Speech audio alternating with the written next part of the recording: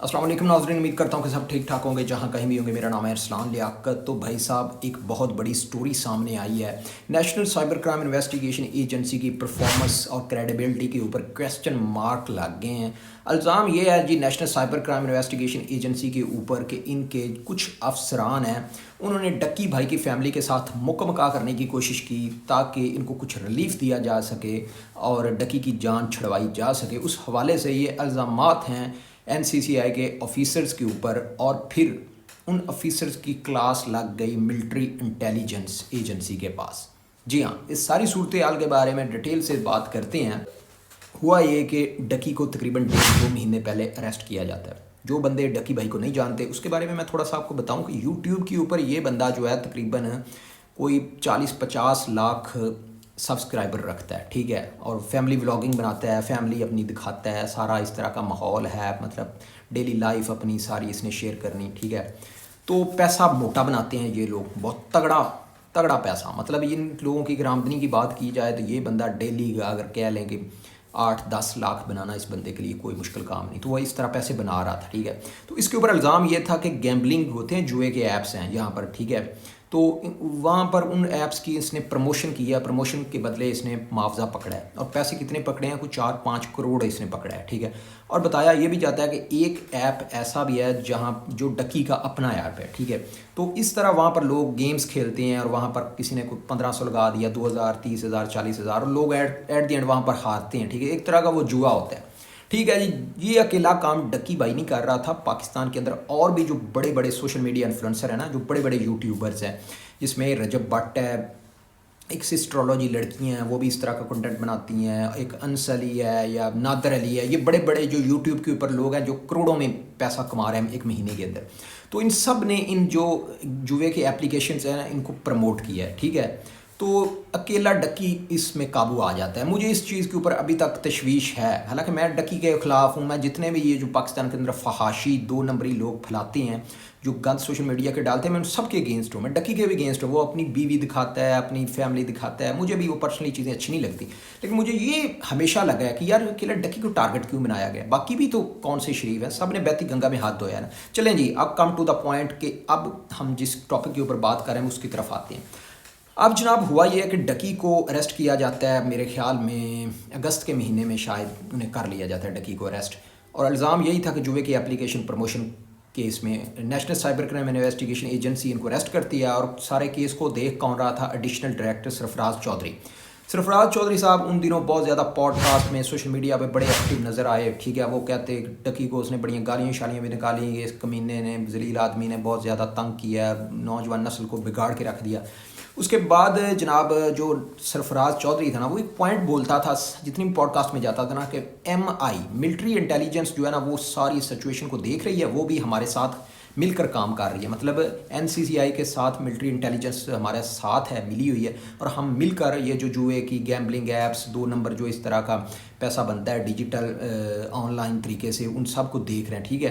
तो उन्होंने कहा कि इस डक्की के केस में भी MI का हमारे साथ, हमारे मतलब साथ वो लोग भी जुड़े हुए हैं, ठीक है। अच्छा जी, कुछ दिनों बाद खबर आती है, कुछ 15-20 दिन या 1 महीने के बाद, कि जो नेशनल साइबर क्राइम इन्वेस्टिगेशन का वो जो ऑफिसर था ना सरफराज चौधरी, उनको हटा दिया जाता है। उसके बाद सोशल मीडिया पे जनाब ये बात गर्दिश करना शुरू हो जाती है कि शायद अब जो डकी को रिलीफ दिया जाए, डकी की कुछ सिफारिश आ गई है, इसलिए सरफराज चौधरी को हटा दिया गया, क्योंकि वो बहुत ज़्यादा डकी के अगेंस्ट खड़ा हो गया था। तो इसलिए शायद कोई रहम दिल, नरम दिल, बहुत मेहरबान ऑफिसर्स आएगा और डकी जो है उसको रिलीफ दे दिया जाएगा, उसकी जान छूट जाएगी। लेकिन होता यह है कि जो बाकी ऑफिसर्स भी आते हैं वो भी आहिस्ता आहिस्ता गायब होना शुरू हो जाते हैं। और अब जो रिसेंटली डेवलपमेंट सामने आती है, और डकी को कोई रिलीफ शरीफ नहीं मिला, और अभी तक डकी को कोई रिलीफ नहीं मिला, ये भी मैं आपको बताता चलूँ। ये सिर्फ एक खाम ख्याली थी। लोगों ने इल्ज़ाम लगाया कि देखिए जी ये अदारा, मतलब वो सरफराज चौधरी तो बड़ा ही अच्छा काम कर रहा था, लेकिन अंदर खाते खबर ये थी कि सरफराज चौधरी ने भी मोटा माल पकड़ लिया था, या उनके ऊपर इल्ज़ामात हैं, मैं इसके बारे में तो नहीं कहूँगा। लेकिन सरफराज चौधरी को भी मिलिट्री इंटेलिजेंस ने अपने पास बुला लिया कि तू कितना सच्चा और अमानतदार अफसर है, ज़रा हमें ये भी आकर मेहरबानी करो, बताओ। तो भाई उनकी भी क्लास उधर लग गई।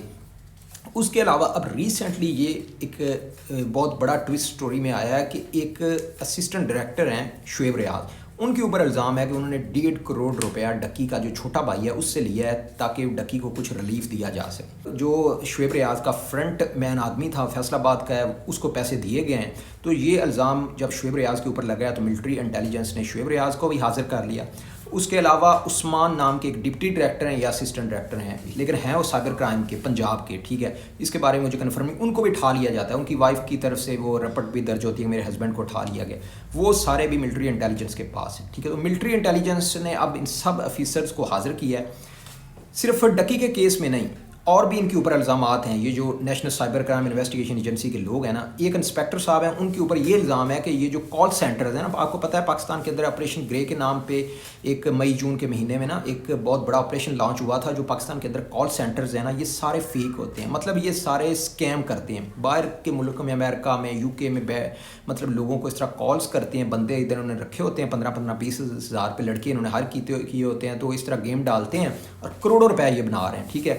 تو اس طرح کے یہ جو کال سینٹر تھے نا, ان کے خلاف بھی بہت سخت کریک ڈاؤن ہوا ہے پاکستان کے اندر. تو یہ جو ایک انسپیکٹر صاحب ہیں جن کا ابھی ملٹری انٹیلیجنس کے پاس ابھی کیس چل رہا ہے, ان کے اوپر بھی یہ الزام ہے کہ انہوں نے 25-30 لاکھ روپیہ جو ہے نا ان کال سینٹر سے لیا ہے, یا مہینے کا وہ ایک بھتہ انہوں نے بنایا ہوا ہے کہ ہمیں اتنے دینے ہیں. ظاہری بات ہے وہ کروڑوں میں کما رہے ہیں کال سینٹر, تو انہیں 20-25 لاکھ دینا بھی بڑھ جائے تو فرق نہیں پڑتا.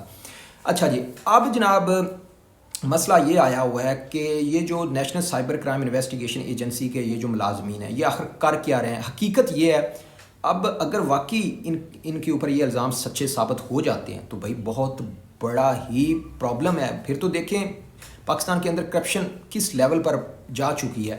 اور دوسری سننے میں یہ آ رہا ہے کہ یہ جو افیسران ابھی قابو آئے ہوئے ہیں ملٹری انٹیلیجنس کے پاس, انہوں نے اعتراف بھی کر لیا, وہ مان رہے ہیں کہ جی ہم نے کیا ہے اس طرح. اب ہوتی گیم کیا ہے, یہ جس جگہ جاتے ہیں, مطلب national cyber crime investigation agency جس جگہ جائے گی, چھاپا مارے گی, ریڈ کرے گی, بندہ قابو آ جائے گا, پھر اس سے کہیں گے کہ مکمکا کر لے, باروں بار ساڑھے نال مکمکا کر لے, ٹھیک ہے. ان کو دکھائیں گے کہ یہ دیکھیں یہ ہمارے ساتھ ISI کا ایک بندہ کھڑا ہے, یہ ملٹری انٹیلیجنس کا کھڑا ہے, تاکہ اس کو شو کرائیں کہ بھائی تو بہت بری طرح تیری جان اب شکنجے میں آ چکی ہے, اتنے پیسے دے گا ورنہ اب تیرے اوپر بہت ہیوی کیس ہو جائے گا. تو اس طرح کے جو الزامات ہیں نا, یہ national cyber crime investigation agency کے اوپر لگ چکے ہیں. اور سننے میں آ رہا ہے کہ وہ جو افیسر ہیں انہوں نے اعتراف بھی کر لیا. اور دوسری طرف national cyber crime investigation agency کی طرف سے اور ان کے جو باقی لوگ ہیں وہ بول رہے ہیں, انہوں نے خط لکھا ہے وزیر اعظم پاکستان کو, اس کے علاوہ چیف جسٹس ہائی کورٹ کو, کہ بھائی ہمارے اوپر یہ بے بنیاد الزامات لگائے جا رہے ہیں, یہ سیاسی بیس پہ ہمارے ساتھ ایسا کیا جا رہا ہے, ورنہ ہمارے ادارہ ایسا بالکل نہیں کر رہا ہے, ہمارے لوگوں کو زبردستی اس طرح اٹھایا جا رہا ہے اور ان سے مطلب اس طرح کے نجائز کام لیے جا رہے ہیں. اب کون سچا ہے کون جھوٹا ہے اس کے بارے میں تو فیصلہ ہو ہی جائے گا. لیکن بھائی بات یہ ہے کہ اگر واقعی سائبر کرائم جو کہ اس ٹائم سب سے بڑا, دیکھیں جی دنیا بھر میں پاکستان کے اندر بھی جو کرائم ہو رہا ہے وہ یہاں پر ڈیجیٹل آن لائن کرائم ہو رہا ہے, ٹھیک ہے. تو اگر سائبر کرائم کے لوگ اس طرح ملوث ہیں یا وہ پیسے لے کر اگلے بندے کو ریلیف دے رہے ہیں, چھوڑ رہے ہیں, تو بھائی پھر تو دیکھ لیں پاکستان کے اندر کچھ بھی اچھا نہیں چل رہا, ٹھیک ہے. اگر جس بندے کے پاس پیسہ ہے وہ پیسہ دے گا تو اپنا سب کچھ کروا لے گا. اب ڈکی بھائی کا مسئلہ کیا ہے, ڈکی بھائی کا کیس بہت ہائی لائٹ کیس ہوا ہے. اب وجہ کیا ہے, وہ ایک سیلیبریٹی ہے, سوشل میڈیا پہ اس کو کروڑوں لوگ جانتے ہیں, تو بھائی اس کو پھر پوری دنیا دیکھ رہی ہے, پورا میڈیا اس کو کوریج دے رہا ہے, تو اگر وہاں پر ایسا کوئی ریلیف تو وہ ڈائریکٹلی ایسا کچھ دے نہیں سکتے, ٹھیک ہے. لیکن میں ہمیشہ کہتا ہوں کہ ڈکی قابو نہیں آنا چاہیے. باقی بھی جو ڈکی کے جو بہن بھائی باقی فیک قسم کے سوشل میڈیا انفلوئنسر ہیں نا, جیسے اسٹرالوجی ہیں جناب, یہ باقی جتنا بھی رجب بٹ ہے یا وہ انس علی ہے یا ٹک ٹاک لائیو کے اوپر جو گالیاں دیتے ہیں, کوئی پتلو ہے یا موٹو ہے, جو بھی ہے, ان سب کو زیر حراست آنا چاہیے, قانون کے کٹہرے میں آنا چاہیے. یہ بلیک کا پیسہ بنا رہے ہیں, بلیک. اس کے علاوہ جناب یہ گیمبلنگ ایپس کو پروموٹ کرتے ہیں, مطلب ہر 2 نمبری فحاشی بدتمیزی یہ معاشرے میں اندر سرے عام یہ لوگ اس طرح کا گناہ کر رہے ہیں, ٹھیک ہے. تو دوسری چیز اس ٹائم یہ ہے جو سب سے زیادہ امپورٹنٹ چیز ہے کہ جو national cyber crime investigation agency کے جو افسران ہیں, کیا واقعی وہ حق پہ تھے, یا ملٹری انٹیلیجنس جو ان کو ابھی انہوں نے قابو کیا ہے, جو ان کے اوپر ان کی انویسٹیگیشن کی ہے, کیا وہ سچے ہیں. سو یہ جو چیزیں ہیں یہ کچھ ٹائم تک سامنے آنا شروع ہو جائیں گی. لیکن فی الحال ڈکی بھائی کے لیے کوئی ریلیف نہیں, عدالت کی طرف سے بھی ان کے اوپر تلوار لٹک رہی ہے, اور اب لگ رہا ہے کہ ڈکی کو 7 سال تک قید کی سزا ہو سکتی ہے. اس کے علاوہ بہت بھاری جو جرمانہ ہے وہ تو آلریڈی اس کو کر دیا گیا ہے. اس کے علاوہ ابھی جو ایک سمن عدالت کی طرف ایڈریس گیا ہے, ڈکی کی وائف کو, اس کے مینیجر کو بھی کیا گیا ہے. تو بھائی یہ جو ساری سچویشن ہے اس کے بارے میں مزید اپڈیٹ کے لیے کائنڈلی اس چینل کو ضرور سبسکرائب کیجیے. ملتے ہیں پھر مزید اپڈیٹ کے ساتھ, تب تک کے لیے گڈ بائے, اللہ حافظ.